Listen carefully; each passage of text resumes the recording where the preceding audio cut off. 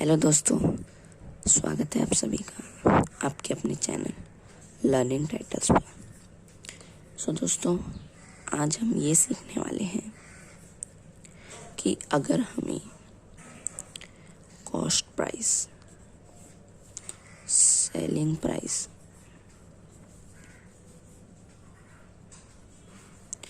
और profit find करना हो तो हम कैसे फाइंड करें। अगर हमें कॉस्ट प्राइस फाइंड करना होगा तो हमें सेलिंग प्राइस और प्रॉफिट दिया होगा। अगर सेलिंग प्राइस फाइंड करना होगा तो कॉस्ट प्राइस और प्रॉफिट दिया होगा। और अगर प्रॉफिट फाइंड करना होगा तो कॉस्ट प्राइस और सेलिंग प्राइस ये दोनों दिए होंगे। तो आइए देखते हैं तीनों को किस तरह सॉल्व किया जाता है। सबसे पहले देखिए, कॉस्ट प्राइस और सेलिंग प्राइस अगर मान लीजिए दिया है, मान लीजिए कॉस्ट प्राइस है 100 रुपीज़, सेलिंग प्राइस है SPV कहते हैं जिसे हम 140 रुपीज़, ठीक है। और प्रॉफिट क्या है हमें पता करना है। दोस्तों, ये मैं आपको समझाने के लिए बता रहा हूँ। जिस तरह से मैं बता रहा हूँ आप किसी भी नंबर को करेंगे आपका आंसर निकल आएगा। तो देखिए, प्रॉफिट का जो एक तरीका होता है निकालने का वो ये है कि आप SP में से CP माइनस कर दीजिए तो आपका प्रॉफिट निकल आएगा। अब SP क्या है 140, 140 माइनस CP क्या है 100। तो देखिए 140 में से 100 माइनस करेंगे तो कितना आएगा 40,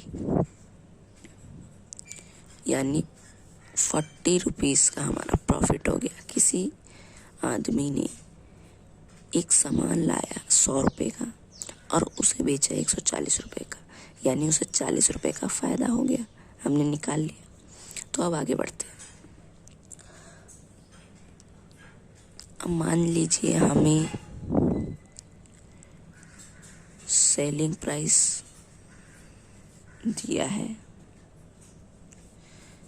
इसी को ले लेते हैं। दोस्तों, मैं आपको सिर्फ एक तरह से डेमो दिखा रहा हूँ कि किस तरह किया जाता है। सारे सवाल इसी तरह होते हैं, फिर आप खुद भी कर सकते हैं। सेलिंग प्राइस दिया है और प्रॉफिट भी दिया है, ठीक है। प्रॉफिट इसी को लेते हैं ताकि आपको कोई कंफ्यूजन ना रह जाए कि कौन सी चीज़ कहाँ लेते हैं, कैसे लेते हैं। और हमें क्या पता करना है, कॉस्ट प्राइस। तो कॉस्ट प्राइस का जो तरीका होता है वो होता है सेलिंग प्राइस माइनस प्रॉफिट, ठीक है। तो अब देखिए, सेलिंग प्राइस क्या है 140 और प्रॉफिट क्या है 40, यानी -40 कर दीजिए। तो देखिए 140 में से 40 माइनस करेंगे कितना आएगा 100। और यही चीज़ 100 हमारा यहाँ भी था, यानी हमारा CP निकल आया।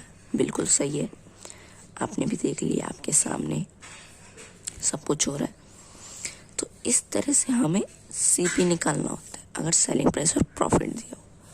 अब बात करते हैं अगर प्रॉफिट और CP दिया हो और सेलिंग प्राइस निकालना हो।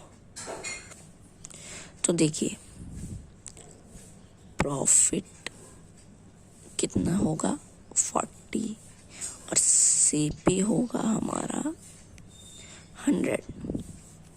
अब सेलिंग प्राइस निकालना है। तो दोस्तों, सेलिंग प्राइस निकालना है ना, तो आप खुद ही सोचिए।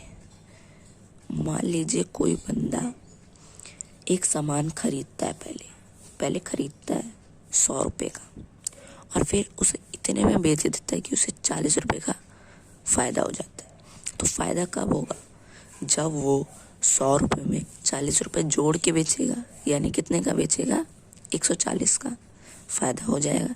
बस हमें वही चीज़ करनी है। सेलिंग प्राइस पता करने के लिए हमें कॉस्ट प्राइस और प्रॉफिट दोनों को प्लस कर देना होता है।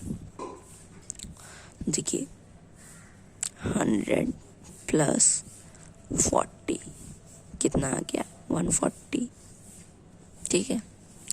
तो इस तरह से हमारा सेलिंग प्राइस भी निकल आया। अब बात करते हैं अगर लॉस दिया हो, परसेंट वाली चीज़ें हम अगली वीडियो में जानेंगे। मान लो हमसे कहा जाए कि कॉस्ट प्राइस है तुम्हारा 100 और लॉस है 20 रुपीज़ का, तो हम कैसे निकालेंगे सेलिंग प्राइस? दोस्तों देखो, इसमें भी आपको थोड़ा समझने की ज़रूरत है।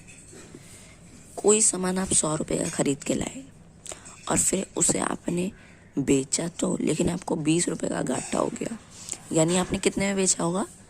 80 रुपये में, तभी ना 20 रुपये का घाटा हुआ। यानी कॉस्ट प्राइस जितना भी था उसमें से भी 20 रुपये माइनस करके बेचा आपने, तभी ना घाटा हुआ 20 रुपये का। तो बस आपको इसी तरीके से करना है। 100 में से -20 यानी कॉस्ट प्राइस ले लो। मैं आपको दिखा देता हूँ। कॉस्ट प्राइस में से माइनस लॉस, तो भी हमारा सेलिंग प्राइस निकल आता है। अगर लॉस है तो माइनस कर देना, आप बस ये समझो। वैसे भी आपको मैंने बता ही दिया कितने सिंपल तरीके से कि अगर हम कोई सामान 100 रुपये का लाते हैं और उसे बेचते हैं तो हमारा 20 रुपये का घाटा हो जाता है। यानी हमने उसे 20 रुपये कम करके बेचा होगा, तभी घाटा हुआ। यानी वो कितने में बिका होगा? 80 में।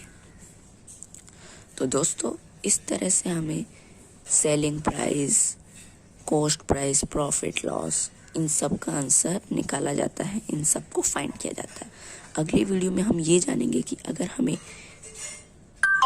इन सब के परसेंट जाननी हो तो हम कैसे करें। सो दोस्तों, आज की वीडियो में इतना ही।